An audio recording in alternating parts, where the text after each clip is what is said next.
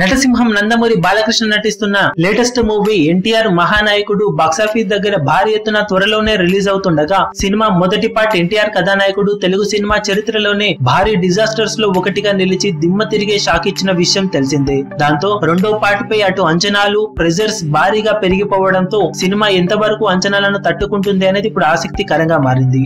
కాగా cinema shooting ని ఉన్నపల్లంగా మార్చి కొన్ని మార్పులు చేర్పులు చేస్తున్న విషయం తెలిసిందే.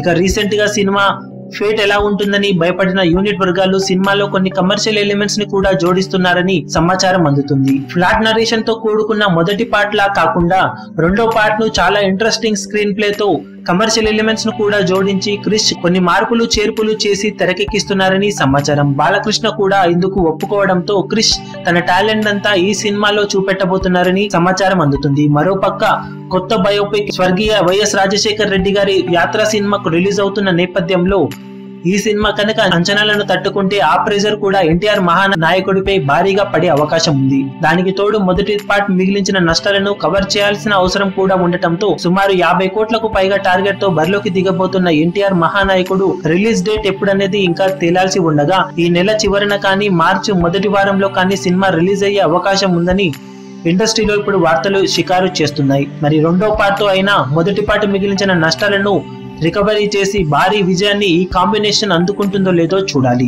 మీరేమనుకుంటున్నారో కింద కమెంట్ సెక్షన్ లో చెప్పండి. ఈ వీడియో మీకు నచ్చినట్లయితే లైక్ చేయండి, షేర్ చేయండి, ఛానల్ ను సబ్స్క్రైబ్ చేయడం మర్చిపోకండి. ఏ చిన్న అప్డేట్ ను మిస్ అవ్వకూడదు అనుకుంటే బెల్ ఐకాన్ ని ప్రెస్ చేయండి. లేటెస్ట్ సినిమా అప్డేట్స్ కోసం బాక్సాఫీస్ కలెక్షన్స్ రిపోర్ట్స్ కోసం మా అఫీషియల్ యూట్యూబ్ ఛానల్ ను సబ్స్క్రైబ్ చేసుకోండి. ఏ చిన్న అప్డేట్ ను మిస్ అవ్వకూడదు అనుకుంటే బెల్ ఐకాన్ ని ప్రెస్ చేయండి.